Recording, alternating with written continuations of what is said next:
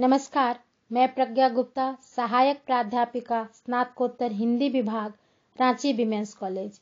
आज मैं संत कबीर दास पर चर्चा के लिए उपस्थित हूँ। संत कबीर निर्गुण ज्ञानाश्रयी शाखा के प्रवर्तक थे। संत कबीर के संबंध में एक दोहा प्रसिद्ध है। 1455 साल गए, चंद्रवार एक ठाठ ठये, जेठ सुदी बरसायत को पूरन मासी प्रगट भये। इस दोहे के अनुसार कबीर का जन्म 1455 विक्रम ज्येष्ठ सुदी पूर्णिमा सोमवार को हुआ था। डॉक्टर माता प्रसाद गुप्त और डॉक्टर त्रिगुणायत यही तिथि मानते हैं। आचार्य रामचंद्र शुक्ल, डॉक्टर श्याम सुंदर दास और डॉक्टर हजारी प्रसाद द्विवेदी ने कबीर का जन्म संवत 1456 माना है। 1456 विक्रम संवत यानी 1399 ईस्वी। ऐसी मान्यता है कि कबीर का जन्म काशी में हुआ था, जबकि कुछ विद्वान कबीर को मगहर का वासी भी मानते हैं। कबीर लंबे समय तक काशी में रहे थे और स्वयं वे काशी को ही अपना घर मानते थे। कबीर ने अपने को काशी का जुलाहा कहा है। कहा जाता है कि कबीर का जन्म एक विधवा ब्राह्मणी से हुआ था, जिसने सामाजिक अपवाद से बचने के लिए नवजात शिशु को लहरतारा तालाब की सीढ़ियों पर छोड़ दिया था। इस शिशु को नीरू और नीमा नामक मुस्लिम दंपति ने पालन पोषण किया। कबीर दास को प्रसिद्ध संत रामानंद का शिष्य माना जाता है। कबीर विवाहित थे या नहीं यह कहना कठिन है, लेकिन कबीर के साहित्य में लोई का उल्लेख कई बार आया है, जो उनकी पत्नी का नाम माना जाता है। कबीर गृहस्थ होकर भी गृहस्थ नहीं थे और साधु होकर भी साधु नहीं थे। यह भी कहा जाता है कि कबीर की 2 संतानें थीं, पुत्र कमाल और पुत्री कमाली। कबीर जुलाहे का काम करते थे और उसी की कमाई से अपना और अपने परिवार का भरण पोषण करते थे। अपने विद्रोही विचारों के कारण कबीर को राज सत्ता के कोप का भी शिकार होना पड़ा। कहा जाता है कि कबीर को तत्कालीन बादशाह सिकंदर लोदी ने काफी सताया था। कबीर पढ़े लिखे नहीं थे। स्वयं कबीर ने कहा है, मसी कागज छुयो नहीं, कलम गह्यो नहीं हाथ, चारियों जुग की महात्म मुख ही जनाई बात। लेकिन कबीर बहुश्रुत व्यक्ति थे। उन्होंने लंबी लंबी यात्राएं की थीं, विभिन्न धर्मों और मतों के संतों और फकीरों का सत्संग किया था, अपने जीवन अनुभवों को चिंतन मनन का आधार बनाया था। इसलिए कबीर कहते हैं, मैं कहता आँखिन की देखी, तू कहता कागज की लेखी। कबीर हिंदू मुस्लिम एकता के पक्षधर थे। उनका पालन पोषण मुस्लिम परिवार में हुआ था। उन्होंने अपना गुरु रामानंद को बनाया था। आरंभ से ही उन्होंने हिंदू मुसलमानों के बीच एक सामान्य मानव धर्म का प्रचार किया। उन्होंने अंधविश्वासों और रूढ़ियों का विरोध किया। यह विश्वास किया जाता था कि काशी में मरने से स्वर्ग मिलता है और मगहर में मरने से नरक। कबीर इस अंधविश्वास को तोड़ने के लिए अंत समय में मगहर चले गए और वहीं उनकी मृत्यु हुई। श्याम सुंदर दास व शुक्ल जी उनकी मृत्यु संवत 1575 अर्थात 1518 ईस्वी मानते हैं, जबकि डॉक्टर पीताम्बर दत्त बढ़तवाल सन 1448 ईस्वी मानते हैं। कबीर पढ़े लिखे नहीं थे। उन्होंने जिन पदों की रचना की, उनके शिष्यों ने उन्हें लिपिबद्ध किया। कबीर के प्रमुख शिष्य धर्मदास ने उनकी वाणियों का संग्रह बीजक के नाम से तैयार किया। बीजक का अर्थ है गुप्त धन बताने वाली सूची। कबीर दास ने स्वयं कहा है, बीजक बित बतावई, जो बित गुप्ता होय, शब्द बतावे जीव को, बूझे बिरला कोय। यानी जो वित्त या गुप्त धन होता है, उसका पता केवल उसके बीजक से ही लगता है। उसी प्रकार जीव के गुप्त धन को अर्थात वास्तविक स्वरूप को शब्द रूपी बीजक बतलाता है। कबीर के बानियों के संग्रह बीजक के 3 भाग हैं, साखी, सबद और रमैनी। साखी शब्द संस्कृत के साक्षी शब्द का तद्भव रूप है। साक्षी वह है जिसने स्वयं अपनी आंखों से तथ्य देखा हो। कबीर ने अपनी इन उक्तियों का शीर्षक साखी इसलिए दिया क्योंकि उन्होंने इसमें वर्णित तथ्यों का स्वयं साक्षात्कार किया है। साखियों में दोहा छंद का प्रयोग किया गया है। सबद या शब्द गाए जाने योग्य पद हैं। इनमें प्रेम और विरह का गंभीर भाव प्रदर्शित किया गया है। कबीर ने सबद का प्रयोग 2 भावों को ध्यान में रखकर किया है, एक तो परम तत्व के अर्थ में और दूसरे पद के अर्थ में। बीजक के तीसरे खंड रमैनी चौपाई और दोहे का मिश्रित काव्य रूप है। रमैनी शब्द का प्रयोग 3 अर्थों में हुआ है। एक, जिसमें संसार के जीवों के रमण का विवेचन हुआ हो। दूसरा अर्थ परम तत्व में रमण करने वाली।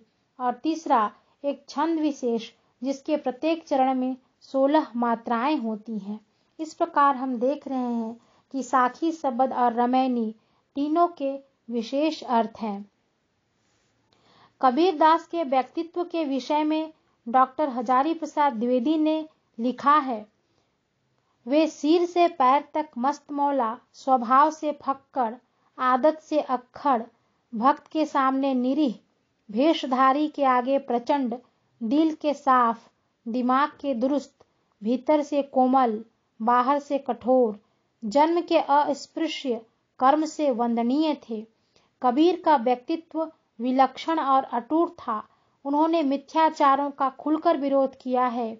दोष और बुराइयों के लिए उन्होंने हमेशा विरोध किया। वे भक्त थे और धर्म उपदेश उनका कार्य था। राम और रहीम की एकता दिखाकर हिंदू और मुसलमान दोनों के हृदय को शुद्ध और प्रेममय करने का काम कबीर ने किया। कबीर दास ईश्वर को निर्गुण और निराकार मानते थे, यानी कि एक ऐसा ईश्वर जो सभी तरह के गुणों से परे हो, जिसका न कोई रूप हो न आकार। निर्गुण राम जपहु रे भाई, अभिगत की गति लखी न जाई। कबीर ने कहा, अर्थात हे भाई, निर्गुण राम का जप करो, अभिगति की गति को जानना सहज नहीं है। कबीरदास ब्रह्म और जगत को एक ही रूप में देखते हैं। जैसे पानी से ही बर्फ बनता है और बर्फ ही पिघलकर पानी बन जाता है, उसी प्रकार उनका मानना है कि यह सृष्टि ही ईश्वर है और ईश्वर ही सृष्टि है। यह जगत उस घड़े की तरह है जो पानी में डूबा हुआ है। इस घड़े के भीतर भी पानी है और बाहर भी। जब घड़ा फूट जाता है, अर्थात जब मनुष्य को आत्मज्ञान हो जाता है, तो वह यह पहचान लेता है कि अंदर और बाहर वही परम ब्रह्म व्याप्त है। स्वयं उसकी आत्मा में भी वही ईश्वर विराजमान है। कबीरदास यह भी मानते हैं कि सृष्टि का सारा प्रपंच उसी ईश्वर की अभिव्यक्ति है। राजा हो या प्रजा, पंडित हो या योगी, वैद्य हो या रोगी, सभी में वही निर्गुण राम व्याप्त हैं। केवल माया के वशीभूत होकर जीव ईश्वर के वास्तविक स्वरूप को नहीं पहचान पाता। उनके अनुसार माया तो महाठगिनी है, उसी के कारण मनुष्य भुलावे में पड़ा रहता है।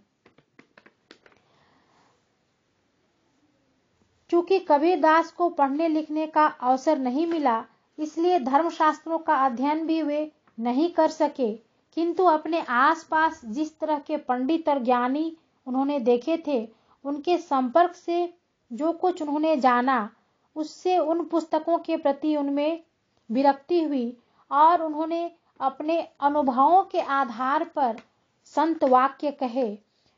कबीरदास ने विभिन्न धर्मों में प्रचलित कर्मकांडों का विरोध किया, और यह विरोध इसलिए नहीं किया कि वे उन धर्मों को हीन बताना चाहते थे, बल्कि इसलिए किया कि कबीरदास का विचार था कि ये कर्मकांड मनुष्यों को ईश्वर से विमुख करते हैं। उन्होंने उन कर्मकांडों में किसी सत्य का दर्शन नहीं पाया। उन्होंने हिंदू धर्म में व्याप्त मूर्ति पूजा, यज्ञोपवीत आदि का विरोध किया।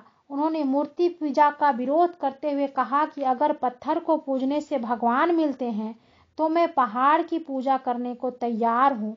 उन्होंने पत्थर की मूर्ति से उस चक्की को श्रेष्ठ माना जिसमें अनाज पीसा जाता है और जिसने संसार को पेट भरने का कार्य किया है।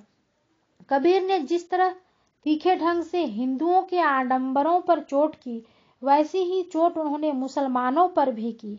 कबीर दास कहते हैं, कांकर पाथर जोरी कै मस्जिद लई चुनाए, ता चढ़ी मुल्ला बांग दे, क्या बहिरा हुआ खुदाए। वे कहते हैं कि मुसलमान दिन भर तो रोजा रखते हैं, रात को पशु हत्या करते हैं, उसका एक कर्म तो बंदगी है और दूसरा कर्म हिंसा है, तो इससे ईश्वर कैसे प्रसन्न होगा।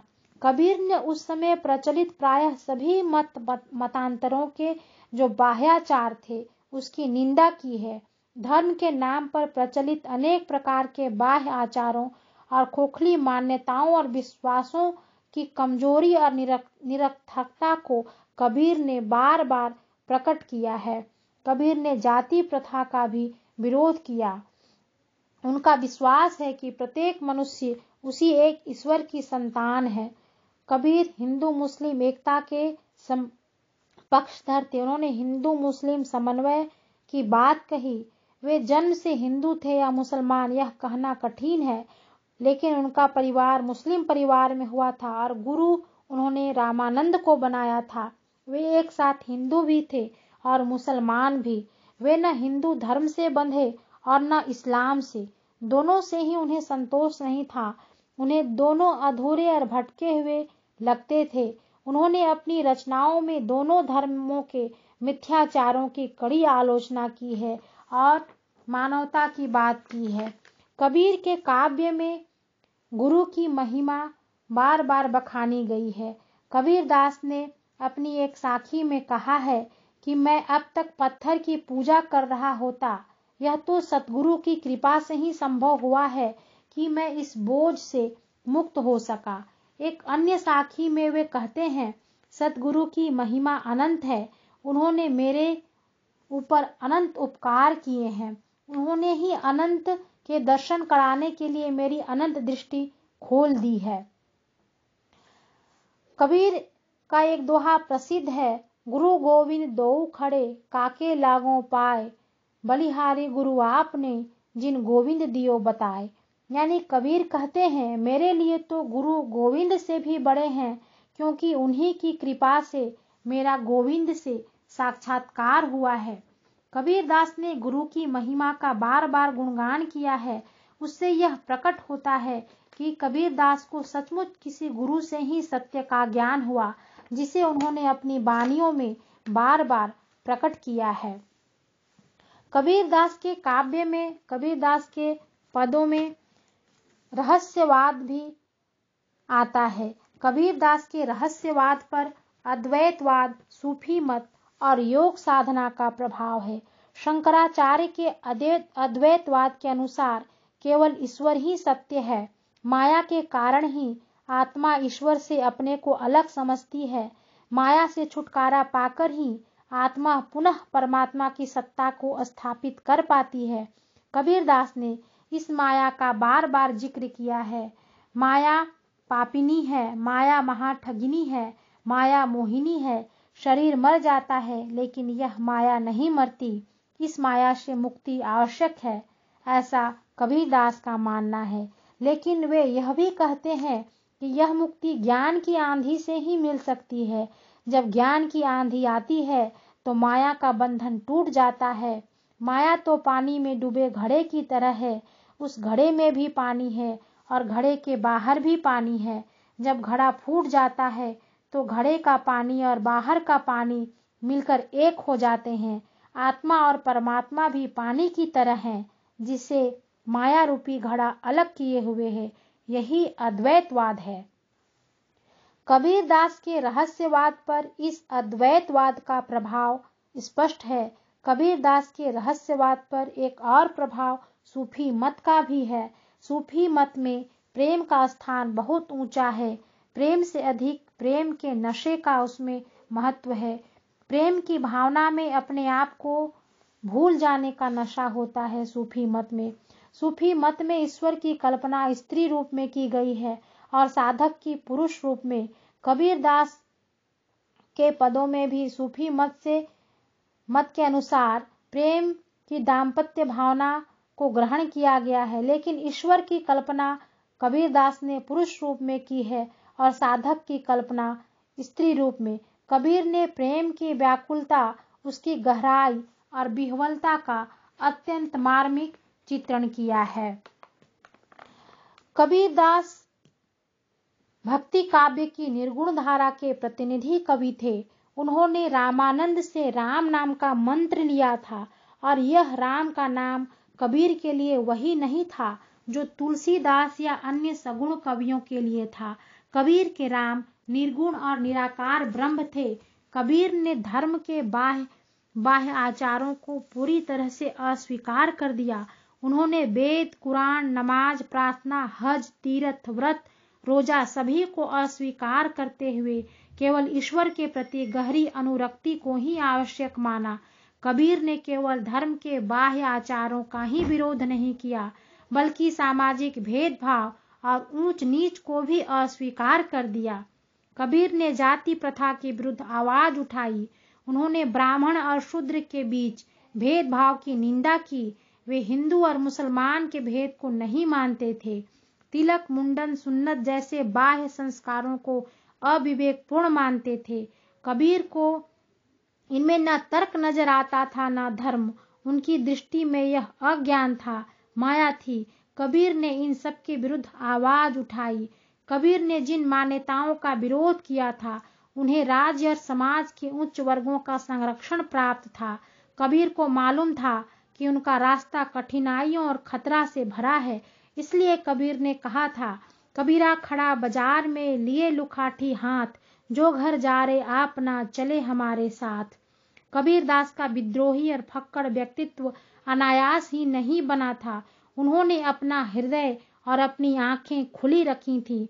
उन्होंने ईश्वर पर विश्वास किया था, लेकिन अपनी बुद्धि और विवेक को हमेशा अपने पास रखा। उनके मन में एक संवेदनशील हृदय था। वह समाज की दशा को देखकर रोते थे और इसलिए कहते थे, सुखिया सब संसार खावे और सोवे, दुखिया दास कबीर जागे और रोवे। कबीर दास ने अपना व्यक्तित्व ऐसा बना लिया था जो दूसरों से बिल्कुल अलग था। आचार्य हजारी प्रसाद द्विवेदी ने उनके व्यक्तित्व की अद्वितीयता को व्यक्त करते हुए कहा है, वे मुसलमान होकर भी असल में मुसलमान नहीं थे, हिंदू होकर भी हिंदू नहीं थे, वे साधु होकर भी साधु नहीं थे, वे वैष्णव होकर भी वैष्णव नहीं थे, योगी होकर भी योगी नहीं थे। वे कुछ भगवान की ओर से ही सबसे न्यारे बनाकर भेजे गए थे। वे भगवान की नृसिंहावतार की मानव प्रतिमूर्ति थे। नृसिंह की भांति वे नाना असंभव समझे जाने वाली परिस्थितियों के मिलन बिंदु पर अवतीर्ण हुए थे, जहां से एक ओर हिंदुत्व निकल जाता है, दूसरी ओर मुसलमानत्व, जहां एक ओर ज्ञान निकल जाता है, दूसरी ओर अशिक्षा, जहां पर एक ओर योग मार्ग निकल जाता है, दूसरी ओर भक्ति मार्ग, जहां से एक तरफ निर्गुण भावना निकल जाती है, दूसरी ओर सगुण साधना। उसी प्रशस्त चौराहे पर कबीर खड़े थे। वे दोनों ओर देख सकते थे और परस्पर विरुद्ध दिशा में गए हुए मार्गों के गुण दोष उन्हें स्पष्ट दिखाई दे जाते थे। आचार्य हजारी प्रसाद द्विवेदी इस प्रकार की बातें कबीर दास के संबंध में कहते हैं। हम कह सकते हैं कि कबीर कई अर्थों में अपने समय से आगे थे। आज भी हम जिन मानव सत्यों को पहचान सके हैं और उन्हें मानव मूल्यों के रूप में स्वीकार कर चुके हैं, उन्हें कबीर ने अपने समय के विरोधी परिस्थितियों में खोज लिया था। कबीर आज भी प्रासंगिक हैं। कबीर के समय की सीमा भी उनमें प्रतिबिंबित हुई है और उनका दृष्टिकोण। कबीर ने एक ऐसे मानव धर्म की स्थापना करने का प्रयास किया जिसमें कोई धर्म, जाति, संप्रदाय, वर्ण नहीं हो, बस मानवता की बात की जाए। कबीर ने स्वर्ग और नरक का डर लोगों के मन से उखाड़ फेंका और परोपकार की बात की।